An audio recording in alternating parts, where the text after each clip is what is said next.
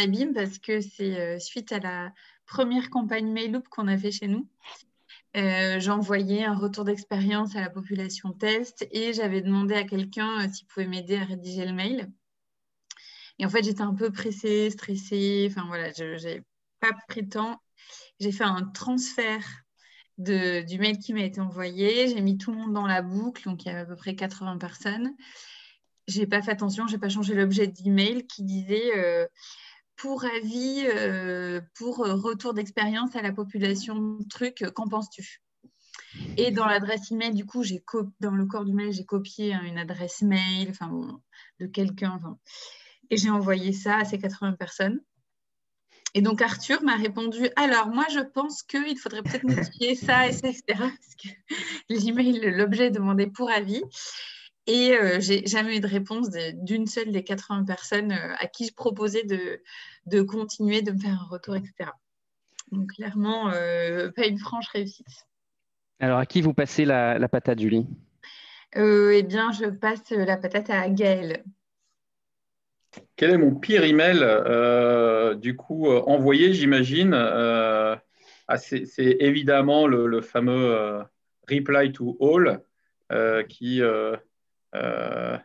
il y a effectivement toute la boîte dedans, alors qui est souvent un email d'ailleurs organisationnel où on fait part on a une question par exemple, lors d'une organisation de réunion donc, qui est adressée à l'ensemble de la boîte sur est-ce que vous prévoyez de dormir à l'hôtel ou etc.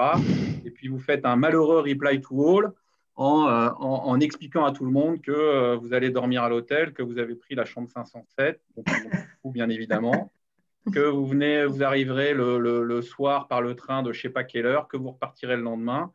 Et puis, évidemment, vous avez le droit à plein de petits messages de vos collègues bienveillants qui vous disent qu'ils sont follement intéressés par tout le détail de votre organisation. Voilà, bon, c'est un moment un peu de solitude, mais j'ai envie de dire, c'est un moment aussi de sourire.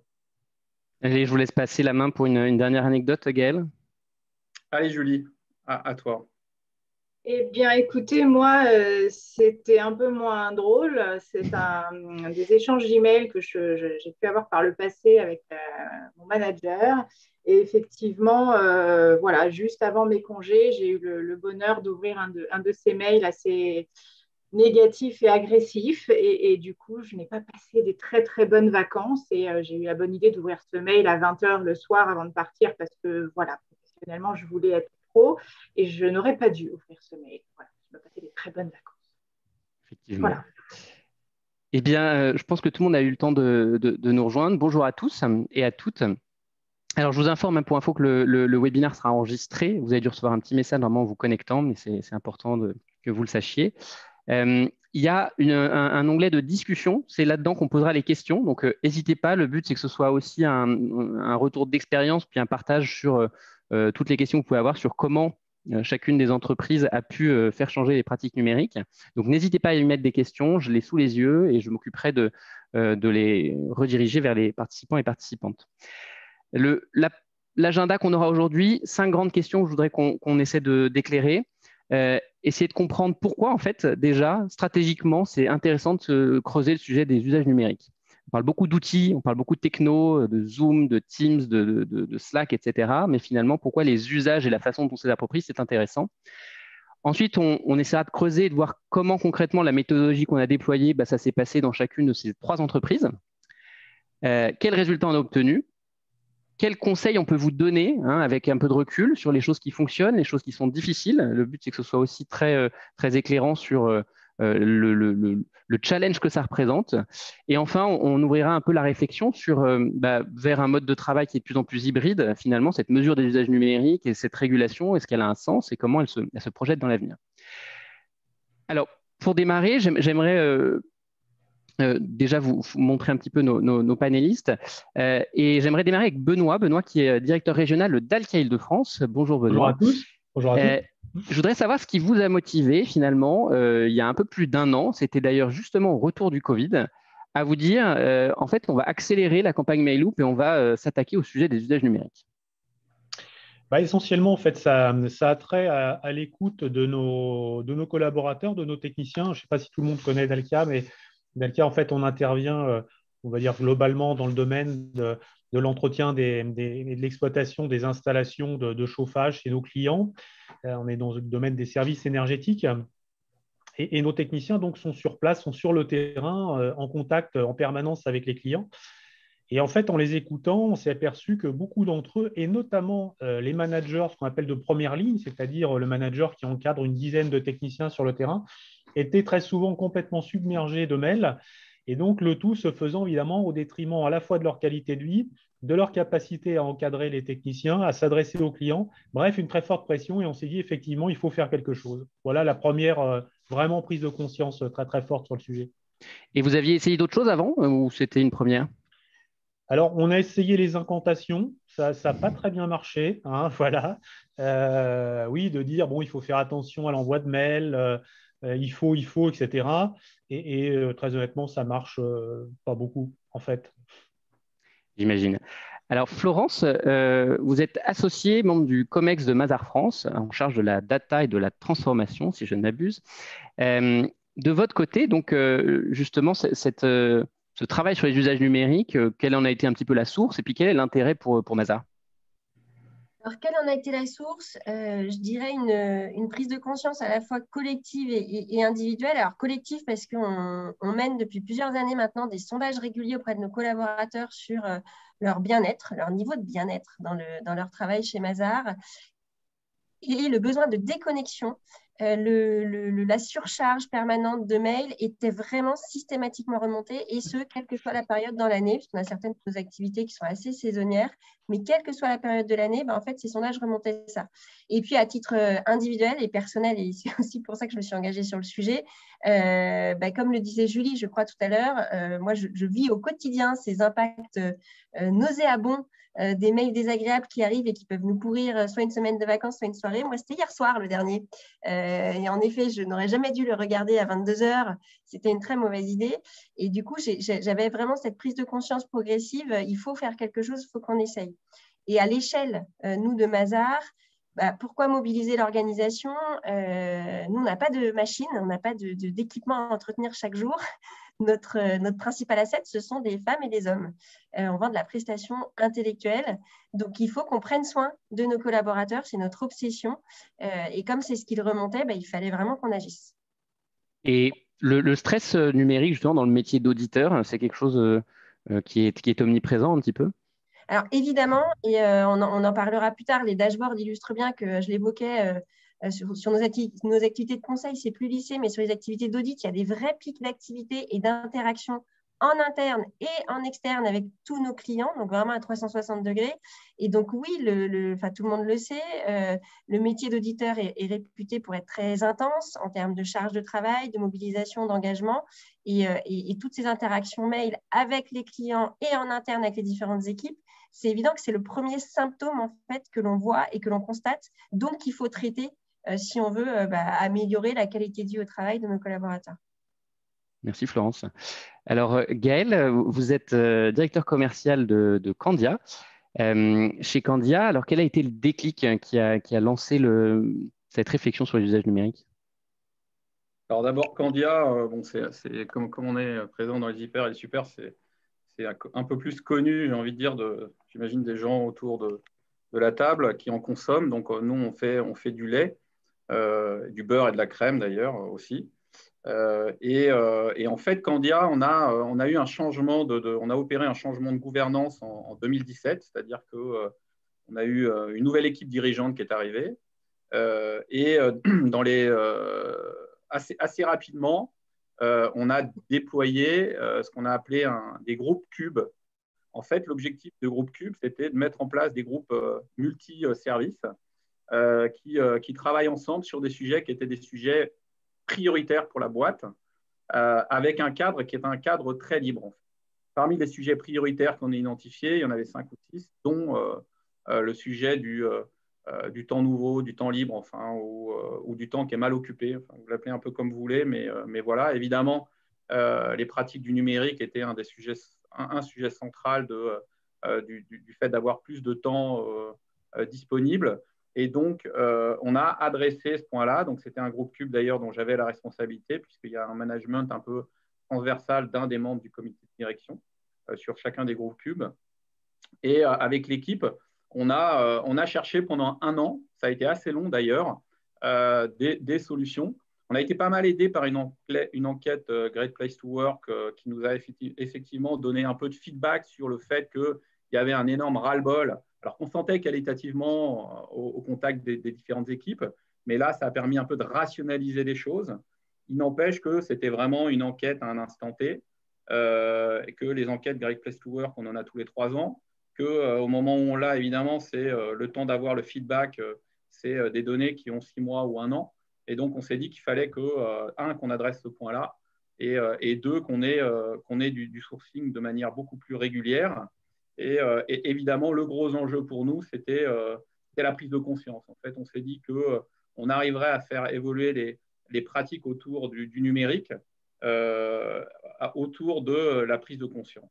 Et donc, c'est comme ça qu'on est arrivé sur la solution MailLoop, qui du coup nous permettait d'avoir vraiment un feedback à la fois individuel, à la fois collectif et très régulier. Merci Gaël. Alors, pour éviter une séquence de pitch un peu pénible, je voulais vous proposer en fait de faire parler plutôt justement les clients pour qu'ils expliquent en fait de leur point de vue d'utilisateur quelles étaient les différentes briques de MailLoop et en quoi elles peuvent être utiles ou comment elles fonctionnent déjà et puis en quoi elles peuvent être utiles. Alors Sophie, vous êtes l'assistant donc du directeur général chez Candia et vous êtes chef de projet de la campagne MailLoop. Alors la première brique du feedback, est-ce que vous pouvez nous expliquer un peu qu'est-ce que c'est que ces feedbacks, comment ça marche et puis ensuite à quoi ça vous sert? Alors bonjour à tous. Donc deux types de feedback, sur les mails et sur les réunions, puisqu'on a attaqué les deux axes chronophages de l'entreprise. Donc, c'est une boîte à feedback qui est reliée dans la boîte Outlook. Et on peut instantanément, après lecture de son mail ou après la participation à une réunion, émettre un feedback à l'organisateur ou à la personne qui vous a adressé le mail. Donc, on a des feedbacks positifs et des feedbacks négatifs. Ce qui était bien aussi dans la mise en place de ces feedbacks chez Candia, c'est d'avoir eu un vote déjà de l'ensemble des managers et de maintenant les alimenter avec de nouveaux feedbacks, puisqu'il y a des nouveaux besoins qui se créent. Et donc, c'est dynamique. Et d'ailleurs, ces feedbacks sont de plus en plus directifs, on va dire. C'était de la bienveillance au démarrage et maintenant, on est, par exemple, envoie-moi ce message par Teams, où tu peux y arriver sans moi. Et donc, ça évolue avec nos besoins et c'est ça qui est sympa. Et alors, ça fait quoi, Sophie, quand vous recevez finalement dans le tableau de bord des feedbacks sur vos emails ou des petits exemples concrets? Alors, donc on a nos feedbacks individuels dans notre tableau de bord. Donc, on peut voir, par exemple, que le mois dernier, j'ai reçu plusieurs feedbacks qui me disaient pas concernés. Donc, la prise de conscience à ce moment-là, c'est OK, je ne sais pas qui m'a dit ça, mais ça n'empêche qu'il faut que je réfléchisse quand même à ma liste de destinataires et voir si, avant de l'envoyer, ce sont que des personnes concernées. Parce que j'ai dû me gourer plusieurs fois, donc je peux réagir. Très bien. Et j'ai répondu. Ouais. Oui, et alors, c'est plutôt du positif, du négatif? Qu'est-ce qui remonte en général? Alors, beaucoup de positifs, mais c'est ça qui est bien aussi, c'est qu'il y a de la bienveillance entre nous et ça fait plaisir d'avoir aussi du positif.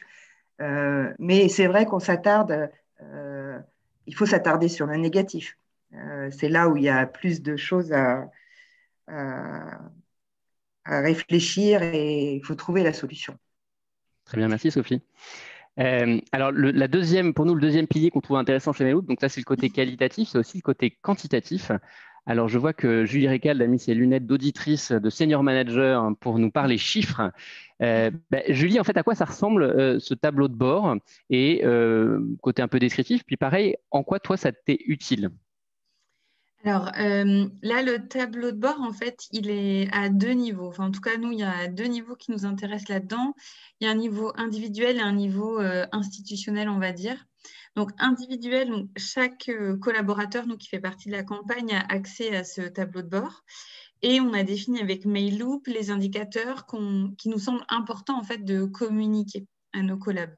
Donc, ça peut être le nombre d'emails qu'ils reçoivent, qu'ils envoient, les plages horaires sur lesquelles ils travaillent, le nombre de personnes qu'ils mettent dans la boucle. Enfin, voilà. Donc, il y a tout un tas d'indicateurs que l'on peut suivre à titre individuel et auxquels on peut se comparer. On a défini des familles chez nous, donc les senior managers, les gens à Paris, les gens de mon secteur, parce qu'en fait, la valeur absolue n'a pas tellement d'informations si on ne sait pas par rapport à notre groupe comment est-ce qu'on se positionne. Donc ça, c'est vraiment cette partie individuelle. Ça donne en fait le pouvoir à chacun de gérer et d'avoir un impact sur ses propres pratiques. Est-ce qu'il y a une statistique que vous retenez particulièrement ou un exemple dans les premiers? Moi, il y en a une qui m'effraie à titre individuel, mais on a confiance dans les data Mailloop, on le sait, c'est 30% de nos emails ne sont pas lus en fait. Donc, ne sont pas ouverts, on ne passe même pas dessus. Ça, on pense que ça s'explique beaucoup par l'effet fil de discussion. En fait, on reprend le dernier et puis en fait, on lit les 15 mails d'avant. Et donc, on se dit, est-ce que vraiment, du coup, 30% des mails, c'est beaucoup en termes de nombre? Donc ça, c'est assez effrayant. Merci Julie pour ce partage de statistiques. Alors, ce n'est pas le cas de tout le monde. Je crois que c'est toi qui as le taux le plus élevé. Non, je rigole. C'est une stat qui est assez universelle en fait chez tous les clients. On est à peu près entre 25 et 35% de mails qui sont jamais ouverts. Donc, effectivement, ça traduit ce trop plein d'informations et le fait qu'on n'a pas le temps de le trier. Bonjour Julie Pascal, donc vous êtes responsable qualité hygiène environnement chez Dalkia Île-de-France et je voulais que vous nous parliez de la partie animation. C'est-à-dire que c'est bien d'avoir des outils, mais c'est bien de les mettre en musique pour mobiliser les collaborateurs et collaboratrices. Donc comment vous avez fait ça par exemple chez Dalkia lors de la première campagne et puis qu'est-ce qui se prépare sur la nouvelle? Ça peut être un bon exemple. Oui, alors bonjour à tous. Donc, il faut savoir que Dalkia Île-de-France, c'est 2500 personnes et la campagne de l'année dernière a été lancée auprès de 600 collaborateurs.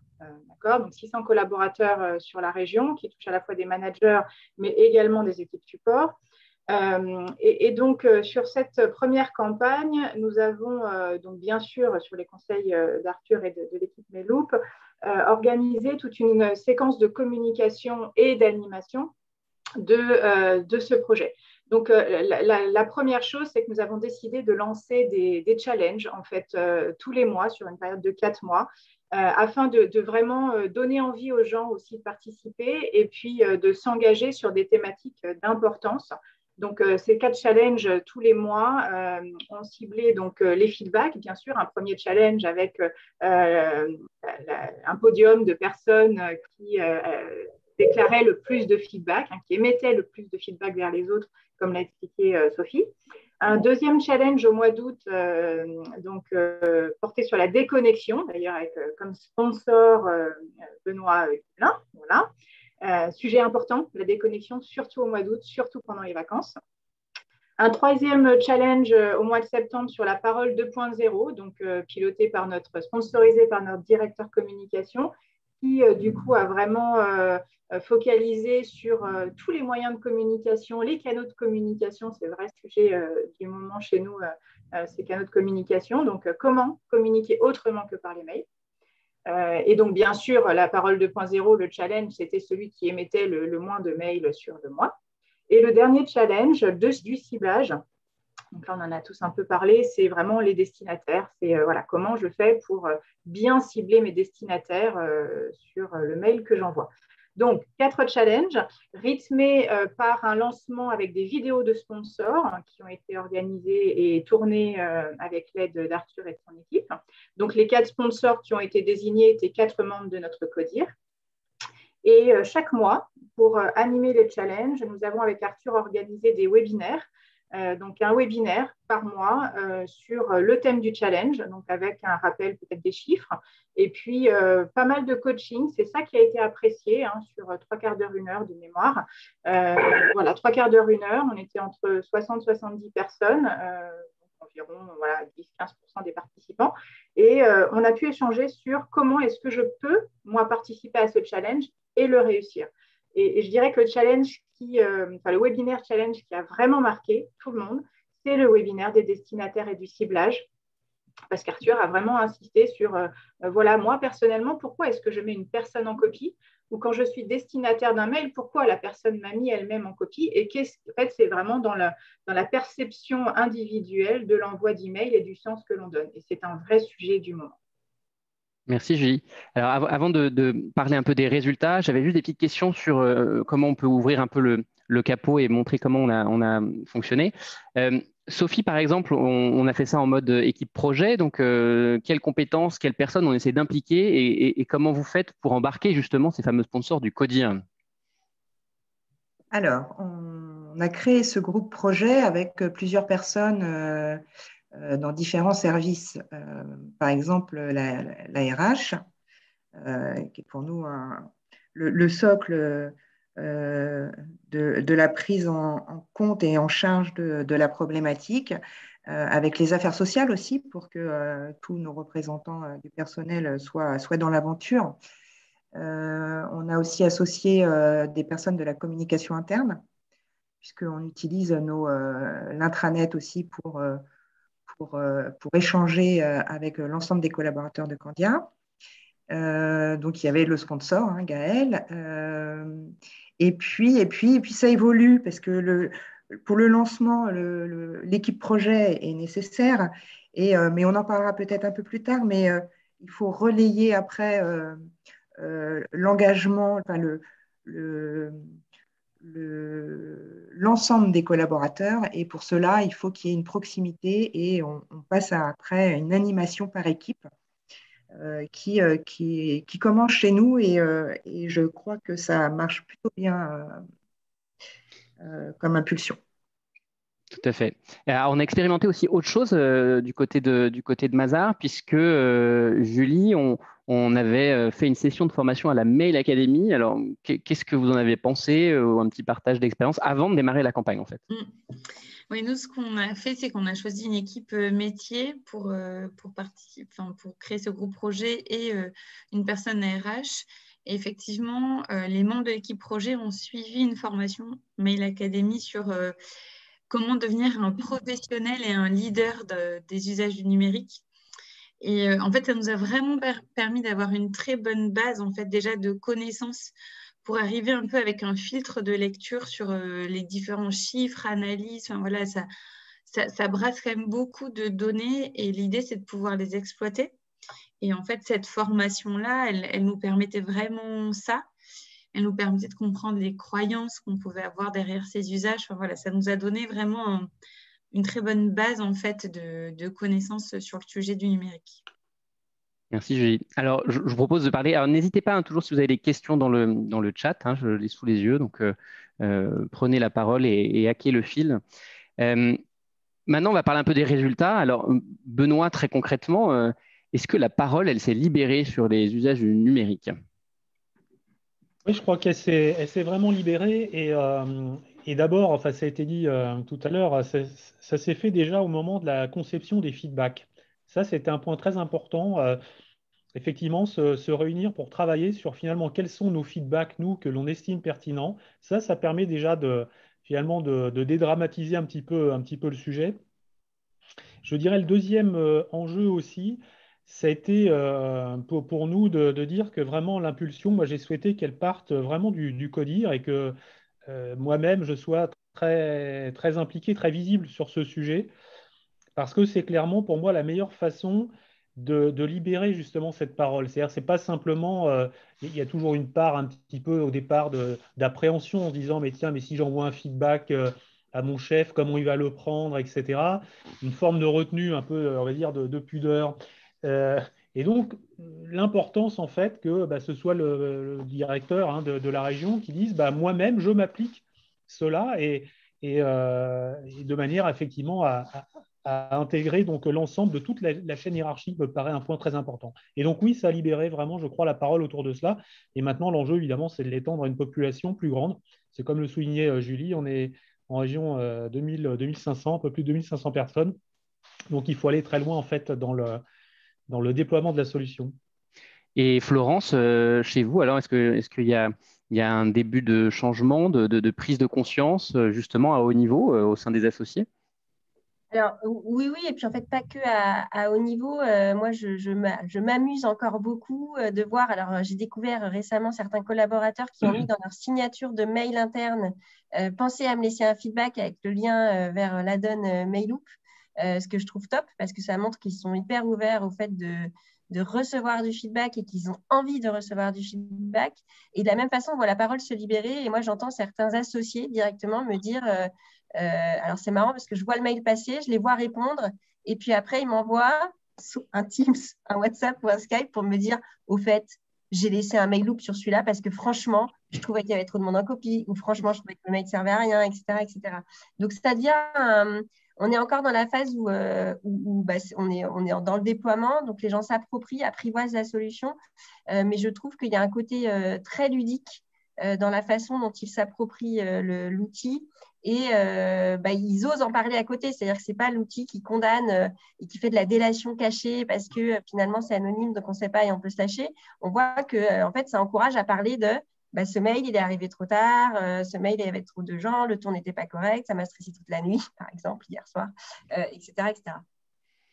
Merci Florence. Et Gaël, alors pareil, on a expérimenté les groupes d'animateurs pour essayer de définir des engagements par direction. Est-ce que vous pouvez m'en dire quelques mots? Comment on peut mobiliser en fait chaque équipe à définir un peu ses propres engagements?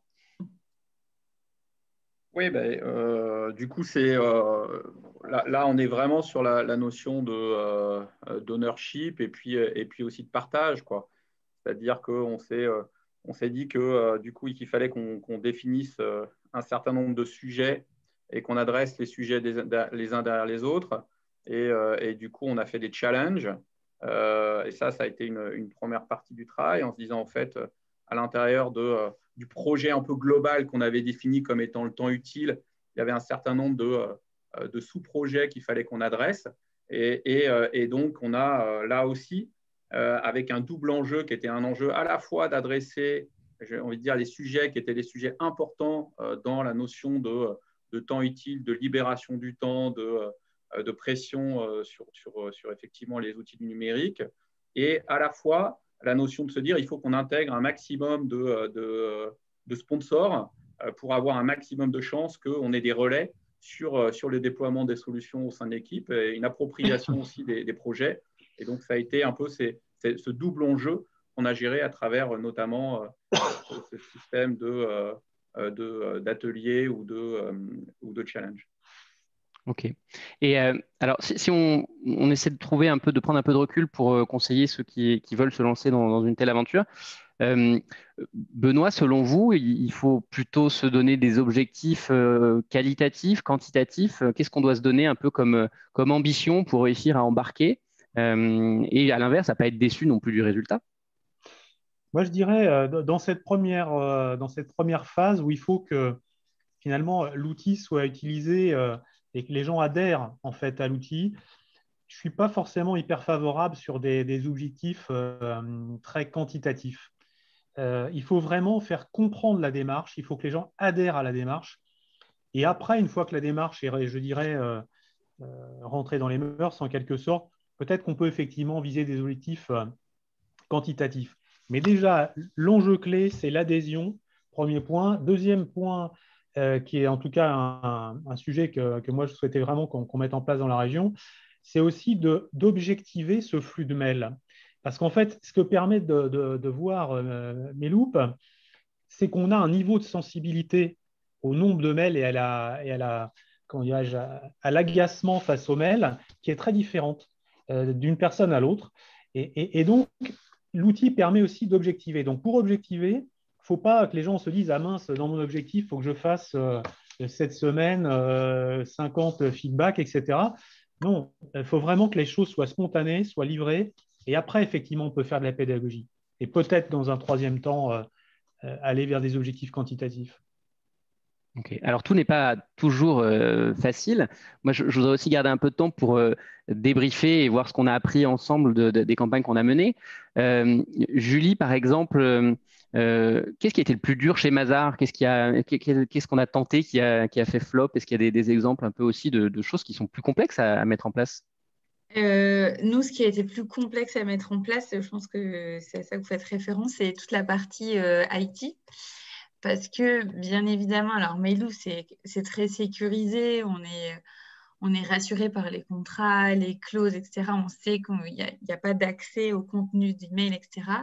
Mais on a une DSI, on a donc une direction informatique des systèmes d'information qui a pu parfois être un peu difficile à convaincre, à embarquer aussi parce qu'ils ont beaucoup de projets, ils ont une bande passante en fait qui est déjà très occupée. Et même si ça ne nécessite pas beaucoup de temps de s'en charger, s'il y a des bugs, des corrections à faire, c'est la partie qui est peut-être un petit peu plus compliquée. Et en fait, c'est un peu rageant parce que pour nous, ça nous semble infime dans tout le projet, cette partie, juste on veut le plugger et puis c'est fini. Et en fait, derrière tout ça, il y a une multitude d'options, de possibilités, de choses qu'on peut apprendre. Mais si ça bloque, ça peut être un peu frustrant. Alors effectivement, je peux témoigner, hein, c'est un point essentiel, donc ça peut prendre du temps et mieux vaut l'anticiper d'ailleurs, hein, quelle que soit la conduite du projet. Ne jamais sous-estimer ouais, les enjeux IT. On a vécu, je pense, avec Sophie ensemble aussi la partie RGPD, qui est le règlement général pour la protection des données personnelles. Bah justement, combien de temps ça nous a pris? Comment on s'en est sorti? Et comment vous referiez une autre expérimentation ou un autre projet avec ce qu'on a appris? Oui, alors c'est vrai que ça a duré pas mal de temps, hein, notre apprentissage. Et ça ira plus vite la prochaine fois si on devait faire un contrat RGPD avec quelqu'un. Et pour toi aussi, je crois, Arthur, ce sera plus facile. Mais voilà, on a une responsable de la protection des données dans le groupe Social.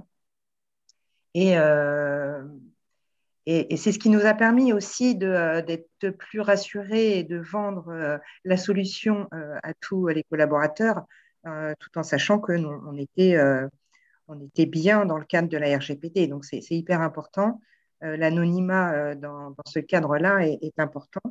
Et puis c'est obligatoire maintenant dans les structures d'entreprise. Donc, oui, belle expérience RGPD. Oui, ces expérimentations permettent d'accélérer en général les projets suivants. Donc, il y a un bénéfice associé qui est sous-estimé. Et Julie, Pascal, qu'est-ce qui, si on prend des exemples concrets, comment on fait pour qu'est-ce qui était le plus dur pour mobiliser en fait les managers, les collaborateurs dans la conduite du projet? En fait, ce qui est assez. Alors, nous, on a découvert aussi, hein, c'était notre première campagne, donc on y a été à tâtons sur, bien sûr, tes conseils et puis notre vision interne. En fait, et Benoît l'a dit, hein, le plus important, c'est d'embarquer les gens, d'embarquer les participants. Et le constat, c'est que le plus compliqué, c'est ça.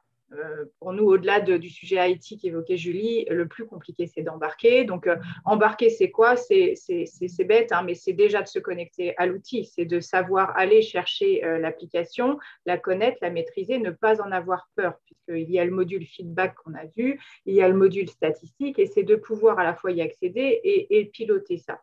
Et je pense que, donc ça c'est un avis en tant que chef de projet, on a manqué peut-être d'animation de proximité, ce qu'il a dit c'est important, on a manqué d'animation de proximité sur la première campagne, ce qui fait qu'on a eu du mal à embarquer certains managers, notamment, qui sont pris par plein d'autres sujets. Donc sur la campagne que nous allons initier cette année, ça c'est un vrai sujet important et un vrai sujet phare.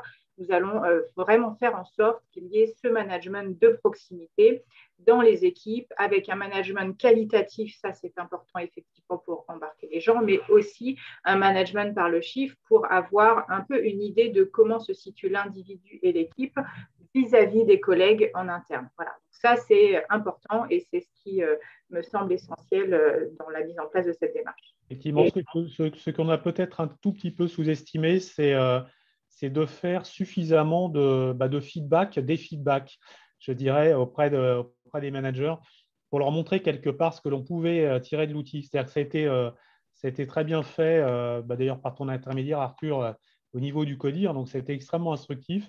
Mais on n'a peut-être pas suffisamment communiqué encore sur le sujet. Ça, c'est vraiment un enseignement pour la phase 2. Alors, sur les enseignements, moi, ce qui m'intéresse aussi, c'est de voir l'évolution des modes de travail. Hein. On est en train de parler de modes de travail plus hybrides. Donc, finalement, ces interactions numériques, on ne va pas se mentir, elles vont continuer à se développer. Juste un petit chiffre. Hein. Là, on va publier le baromètre des usages numériques. Et en gros, on a mesuré que la phase Covid, ça a fait plus 50 à plus 60% de volume de mails échangés. Donc, cette migration vers un travail à distance, malgré tout le mal qu'on peut se donner, va générer globalement plus de flux d'informations digitalisés et dématérialisés. Donc, je pense que le sujet est absolument essentiel. Mais moi, ce qui m'intéresse, c'est juste sur votre état d'esprit. Gaël, par exemple, est-ce que cette transformation des pratiques numériques, c'est ponctuel ou c'est un travail d'amélioration continue? Comment vous voyez les choses?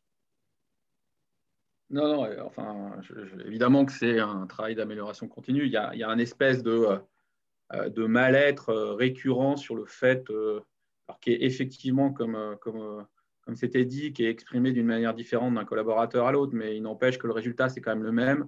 C'est quand même que les gens, ça les frustre, ça les énerve, le fait de recevoir tout un tas de mails à n'importe quel moment, avec beaucoup de gens qui, en plus, se sentent dans l'obligation d'y répondre rapidement. Donc voilà.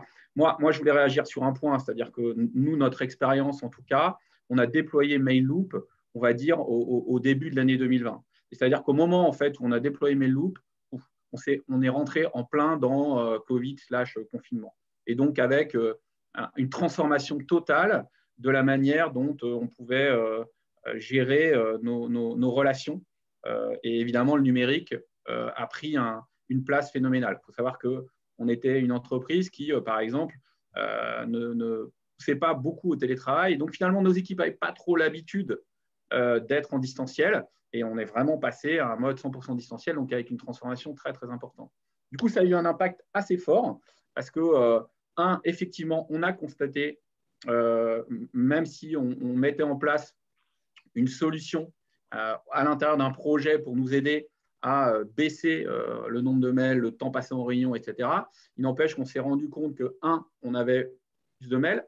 2, le vrai phénomène qui a été quand même très, très important, ça a été le droit à la déconnexion. C'est-à-dire que le fait que les gens soient en télétravail, le fait que potentiellement ils ne soient plus régis forcément par des horaires de bureau, faisait qu'on recevait des mails sur des temps d'amplitude avec des réunions aussi qui étaient beaucoup, beaucoup plus larges, le temps du midi, le soir, le week-end, etc.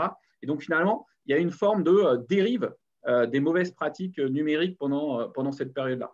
Donc, oui, évidemment que j'ai envie de dire, nous, notre enjeu, c'est vraiment là, sorti de cette période un peu particulière qu'on pourrait un peu mettre entre parenthèses, alors qui va impliquer aussi des méthodes de travail, puisqu'on en a appris quelque chose, on va faire plus de télétravail, plus de distanciel, donc il va falloir qu'on gère ça. Il n'empêche qu'à l'intérieur de ça, il faut aussi qu'on soit hyper vigilant à ce qu'on ne tombe pas dans une explosion des pratiques du numérique, des mauvaises choses, c'est-à-dire le droit à la déconnexion, par exemple, qu'on le manage. Et donc, on a des efforts encore plus forts sortis de ça à faire via notamment Mailloop sur les pratiques du numérique. Alors, toutes ces données-là, en fait, qui nous permettent d'alimenter, de manager la transformation. Alors, Florence, vous êtes en charge quand même de la data. J'ai envie de dire, quand vous voyez toutes ces choses-là, tous ces tableaux de bord, est-ce que vous dites que finalement, ça pourrait aussi servir à d'autres choses, d'autres projets en interne? Est-ce que ça peut se valoriser? Alors, oui, en fait, ça se valorise beaucoup à la fois sur… moi, j'ai envie que alors les entreprises présentes autour de ce panel aujourd'hui, qu'en fait, on soit pionnier dans l'expérience collaborateur. Moi, c'est comme ça que je le vois, c'est de se dire, il faut qu'ils ressentent que travailler dans une organisation qui a cette attention et qui outille l'attention, c'est-à-dire qu'au-delà des belles paroles, en fait, il faut mettre en œuvre des actions concrètes et Mailloop en fait partie.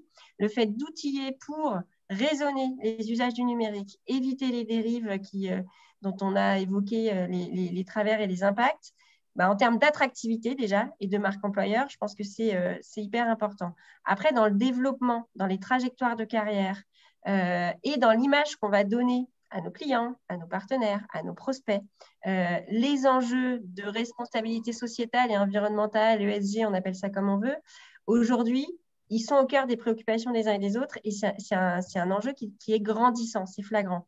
Donc, plus on va être engagé, mais encore une fois, au-delà des mots, par des actions concrètes, dans des mesures pour améliorer notre impact sur le bien-être des collaborateurs, sur les équilibres de vie pro, vie perso, sur l'usage raisonné du numérique, parce qu'en fait, ça a un impact environnemental, etc., mieux ce sera dans l'image qu'on renverra. Et puis, en fait, aussi, nous, qu'on soit bien droit dans nos baskets et qu'on soit bien dans nos baskets à nous dire que, finalement, il y a des choses qu'on fait for good pour de vrai. Alors, on a déjà démarré quelque chose de concret, peut-être, vu qu'on a un petit peu de temps. Julie, d'ailleurs, Julie Récal ou Julie Pascal, on utilise ces données aussi pour regarder les sujets d'égalité femmes-hommes. Mais ce qui est intéressant, c'est que c'est un sujet qui est né après le démarrage de nos campagnes, sur cette idée de dire on a de la donnée, finalement, comment on pourrait l'interpréter. Alors, je ne sais pas qui de vous deux veut peut-être présenter un peu ce qu'elle en retient de ce travail du collectif Usage numérique et égalité qu'on a pu mener. Écoute, voilà, moi, ma perception, alors c'est vrai que c'était un groupe de travail en parallèle et extrêmement intéressant parce que les données, entre autres de Dalkia, mais aussi de Mazars, ont été utilisées. On a pu un peu comparer aussi, même si les activités d'entreprise sont très différentes, avec, Florence l'a dit, des populations, bien sûr, très différentes. En fait, ce qui est intéressant, c'est de pouvoir à la fois se situer et comprendre le fonctionnement de l'entreprise. Alors, il faut savoir que Dalkia, alors je n'ai plus complètement les chiffres en tête, mais c'est environ 90% d'hommes, hein, donc une entreprise très masculine avec des niveaux de fonction très différents. Ce qui était intéressant, c'était de pouvoir comparer voilà, hommes, femmes, managers, collaborateurs. Déjà, rien que ça, comment je me situe d'un point de vue envoi de mail, réception de mail, participation ou pas à des réunions? Est-ce qu'il y a des différences entre les hommes et les femmes chez Dalkia sur cet aspect-là? Sur un certain nombre d'autres sujets, hein, les temps de travail, on en a parlé. Est-ce que j'envoie mes mails plutôt très tôt le matin, à la pause du midi, très tard le soir? Voilà. Et en fait, ce qui est très intéressant, le groupe de travail était passionnant. D'ailleurs, si certains parmi vous souhaitent participer à terme, à l'avenir, je pense qu'on serait très content de vous retrouver aussi. C'était de constater, au moins chez Dalkia, qu'il n'y a pas fondamentalement de différence entre les hommes et les femmes sur la vision mail, je vis mes mails, on est assez égalitaire, du moins dans l'entreprise. Par contre, c'est plutôt une question de fonction et de positionnement de la fonction dans l'entreprise.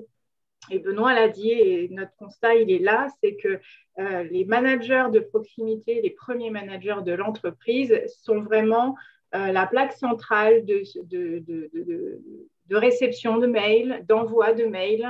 Ils coordonnent finalement, ils sont le premier jalon d'interaction des échanges dans l'entreprise. Et ça, c'est vraiment le constat intéressant pour nous chez Dalkia. Et moi, si je peux rajouter quelque chose par rapport à ce que disait Florence, effectivement, nous, on a un vrai enjeu de mettre en place des vraies actions auprès de nos collaborateurs et des actions qui sont pertinentes. Et en fait, la data, elle nous sert à ça. C'est-à-dire qu'un des grands sujets qui est connu, qui est presque mainstream, j'ai envie de dire, c'est le droit à la déconnexion. Mais en fait, la finesse qu'on va avoir sur les données Mailloop, c'est qu'en fait, le droit à la déconnexion, c'est peut-être pas un sujet chez tout le monde. Nous, on se rend compte que chez nos plus juniors, finalement, le taux de mails qu'ils envoient le soir est très faible. En revanche, chez les femmes, à partir de managers, là, on va exploser le taux d'envoi le soir. Donc, en fait, ça ne sert à rien qu'on fasse une campagne droit à la déconnexion où on balaye tout le monde, où on a un seul discours. Là, on a vraiment la capacité d'avoir un discours précis et avec des actions qu'on peut mener sur des populations qui sont concernées par les sujets parce que tout le monde ne l'est pas de la même manière. Alors, merci. Oui, Florence, tu veux dire quelque chose ou... Non, ok. Oui, merci d'avoir évoqué. En fait, juste si ce côté recherche, nous, on est très intéressés par ce qu'on peut découvrir en fait, dans ces pratiques numériques. Et ces groupes de travail qu'on avait menés, là, ce collectif qui regroupe 16 experts et expertes du sujet, en fait, on va le décliner sur d'autres thématiques. Justement, hein, le droit à la déconnexion, ça fait 4 ans qu'on en parle, mais finalement, il y a très peu de R&D, de recherche sociologique sur le sujet. Donc, on a la donnée et c'est des sujets que nous, on va creuser dans l'année. Et un des deuxièmes qui pourra vous intéresser, c'est les sujets de mesure de la qualité de vie au travail. Finalement, est-ce qu'on ne pourrait pas mettre des indicateurs et avoir un chiffre en face? Aujourd'hui, on fait des enquêtes Great Place to Work qui sont bien, mais qui sont déclaratives. Mais est-ce que finalement, dans les pratiques numériques, on ne pourrait pas détecter une entreprise où il fait bon travailler? C'est plutôt un travail prospectif. Le but n'est pas d'avoir la réponse, c'est plutôt de mettre en place des chercheurs, des entreprises, de la donnée et croiser tout ça pour faire émerger en fait des nouvelles thématiques. Alors, on a une question juste de Marie, alors là pour le coup qui s'adresse à moi, c'est le développement à l'international du produit. Alors aujourd'hui, Mailloop a été déployé uniquement en France, mais au sein aussi d'entreprises internationales, mais dans des BU françaises. Le développement international, il est hyper intéressant, mais il vient avec un autre aspect qui est l'aspect culturel. C'est-à-dire que, comme vous avez pu le voir, il y a tout un enjeu d'alignement des attendus de la communication. Et aujourd'hui, si on déployait Mailloop en Amérique du Nord ou en Asie, en fait, on n'a pas du tout la même culture de l'email. Donc, c'est des sujets qu'on aura hâte de déployer, mais ça demande aussi un travail en amont de recherche, de compréhension, de découverte. Et moi, un des sujets qui va me passionner aussi, c'est ce côté cross-culturel. C'est finalement les incompréhensions qui peuvent être générées, des échanges. Alors, typiquement chez Mazar, je sais que vous avez une grosse entité en Amérique du Nord. Il n'y a pas du tout la même façon d'échanger des emails quand on est dans ces cultures-là. Et si ça, on ne l'a pas capté avant, je pense que le déploiement n'est pas forcément pertinent. Donc, c'est des choses auxquelles on réfléchit. Alors, Alexis nous demande, est-ce qu'il y a un challenge, un feedback spécifiquement dédié à l'optimisation des réunions? Sophie, peut-être tu peux nous parler un peu de ce qu'on fait sur les réunions? Oui, on a créé 2 nouveaux feedbacks liés avec le challenge de ce mois-ci qu'on a appelé Super Meeting. Donc, comme je disais tout à l'heure, les feedbacks peuvent évoluer pendant la campagne. Donc, dès qu'on trouve un axe de progrès sur un feedback, on l'intègre dans la boîte. Et donc, alors, oui, c'est quoi un super meeting? Alors, un super meeting, ça doit être déjà une durée acceptable.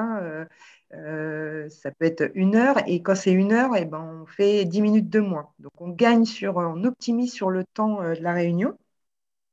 On la prépare bien. On envoie un pré-read. Alors, ça va dépendre aussi du type de réunion. Mais si c'est une réunion de décision, le pré-read est super important. Il y a la prise de connaissance du sujet et au moment de la réunion, on peut déjà prendre la décision sans perdre de temps sur la prise de connaissance du sujet. Il y a le compte-rendu qui doit être rapidement fait. Enfin voilà, c'est à partir de ça d'ailleurs qu'on va créer une charte. Même s'il y en a qui existaient déjà avant, on va la remettre au goût du jour. Et puis le fait que Teams, ce soit des enchaînements de réunions depuis le confinement, il faut absolument qu'on laisse le temps de souffler entre 2 réunions pour être efficace, pour faire une petite pause entre les 2. Donc, c'est ça l'optimisation des réunions. Et c'est un cas très intéressant. Pardon, oui. Ouais, sinon, Arthur, je trouve, si je puis me permettre, que c'est une très, très bonne idée. Il y a ce feedback réunion et Julie étant présente, je crois qu'on va l'intégrer. Voilà, c'est vraiment une très bonne idée. En fait, ce que je trouve intéressant dans ce qu'on a fait là avec Sophie pour Candia, c'est on fait juste la mesure. On n'est pas là pour arriver avec des choses toutes cuites. C'est des choses qui ont émergé en fait des groupes de travail chez Candia. Donc, c'est le sponsor qui est un des chargés de mission auprès de l'ADG qui animait les réunions justement de CODIR, donc qui est un peu un expert de comment faire en sorte que les réunions ne dérapent pas. Et finalement, on a co-construit en disant, mais tiens, ça serait sympa si on travaillait sur les vertus cardinales d'une réunion efficace. Et puis, comment on simplifie ça à quelques points essentiels, comment on l'évalue, tiens, il y a des feedback Mailloop qui permettent de faire un cycle d'amélioration continue. Et puis, avec une idée, moi, que j'aime beaucoup, qui est d'afficher dans l'objet, en fait, l'état d'esprit dans lequel on doit arriver. Ça, je pense que ça s'appelle Super, ou il y a aussi un exemple de ce qui est fait chez Blablacar qui est passionnant avec des réunions qu'on appelle Dream, Deliver ou Decide. En fait, d'amener les gens pour qu'ils soient bien câblés. Ça, c'est des exemples hyper concrets parce que dans l'invitation, on sait finalement est-ce qu'on est dans le brainstorm, est-ce qu'on est dans la décision, est-ce qu'on est dans l'information et puis on n'est pas là pour intervenir. Bref, c'est des choses qui sont toutes simples en termes d'usage, mais qui peuvent avoir un grand impact. Et c'est bien quand ça vient de l'entreprise, en fait, quand ça a été co-construit par les collaborateurs. C'est là que ça marche bien. D'autant plus pertinent, effectivement, dans le contexte des réunions visio qui, évidemment, se multiplient.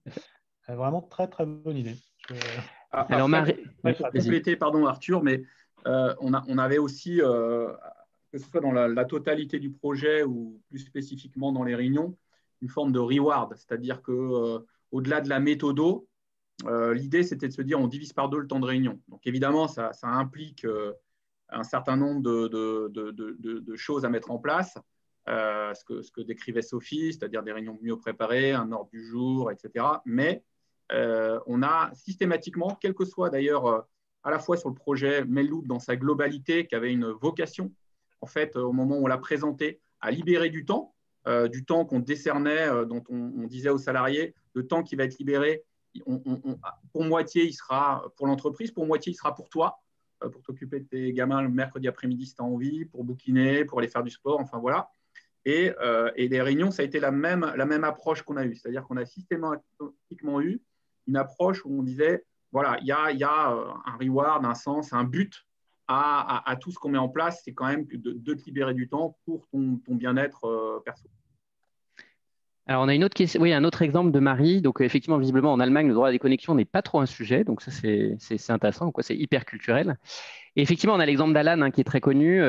Ils ont beaucoup communiqué sur le fait que c'est une entreprise sans réunion. Alors, j'ai un avis partagé sur le sujet. Parce que j'ai aussi le monde des startups est petit, donc on connaît toujours un peu des gens dedans, et je sais qu'ils se cachent dans les couloirs parce qu'ils ont peur de se faire prendre pour pouvoir échanger. Donc à un moment, je me dis interdire les réunions, en fait, c'est très coercitif. Ce qui est intéressant, c'est quand ça devient une culture d'entreprise. Donc effectivement, ils travaillent là-dessus, mais il faut trouver le juste milieu. Hein. Je maintiens qu'aussi les réunions, c'est ce qui fait le lien. S'il n'y avait pas eu de réunion en travail à distance, on se serait senti bien seul. Donc plutôt qu'être forcément dans l'extrême, ce qui est intéressant, c'est de travailler sur des compromis qui permettent à chaque collaborateur de s'épanouir dans un mode de travail qui lui convient bien. Et c'est ces alignements-là, un peu moins exclusifs, parce que demain, je pense que ni chez Dalca, ni chez Mazars, ni chez Candia, on peut dire à l'échelle de telles entreprises, 0 réunion. C'est impossible, en fait. Ça ne marche que dans une startup. Voilà. Le Graal pourrait être zéro réunion inintéressante, ça c'est sûr. Mais... Donc, c'est de belles expérimentations à l'échelle d'entreprises qui sont un peu comme une équipe chez vous. Et ça peut se tenter, je pense, à l'échelle d'une équipe. Ouais. Est-ce qu'il y a d'autres questions? Alors, je vous partage 2 choses. Je vous enverrai un petit quiz justement sur les usages numériques. 13 questions. Personne n'a jamais réussi là, en une semaine à y répondre bien. Donc, vous, panélistes, autant que spectateurs, je vous mets au défi. Parce qu'en fait, on lance dans 15 jours le baromètre des usages numériques. En fait, on s'est dit qu'il manquait un référentiel en France sur le sujet. Et justement, grâce à vous, on a de la belle donnée anonymisée.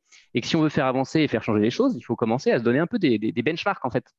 Et donc, on a travaillé depuis 15 jours sur la data science qu'on fait sur ces données-là. Et on sort à peu près 13 indicateurs de référence sur les quantités de mails par niveau hiérarchique, le temps passé en réunion, les réponses, la déconnexion, etc. Le but de ce baromètre, c'est qu'il soit ouvert, comme toujours, que les entreprises puissent le rejoindre et que petit à petit, ils s'enrichissent. Hein. C'est une approche un peu big data, pour reprendre les gros mots à la mode. C'est que ce n'est pas forcément représentatif au niveau statistique, mais par le fait qu'on intégrera beaucoup de données, en fait, on pourra commencer à avoir des référentiels. Est-ce que c'est 7%, 12% ou 15% un taux raisonnable de mails en dehors des horaires? En fait, aujourd'hui, on a très peu d'infos là-dessus. Donc, si ça vous intéresse, moi, ce que je vous invite à faire, c'est de ne pas hésiter à m'envoyer un email. J'ai des règles de messagerie pour trier ça efficacement, ne vous inquiétez pas pour moi. Et alors, s'il y a d'autres questions, moi, je suis tout à fait preneur. Et sinon, je tenais à remercier tous les membres du panel. Je vous remercie beaucoup pour votre participation et le retour d'expérience que vous avez partagé. Et je vous enverrai donc la rediffusion de cet événement. Un grand merci en tout cas à tous et à toutes. Merci à tous et pour les bonnes idées. Merci beaucoup. Merci beaucoup. Bonne journée, bon courage. Bonne journée.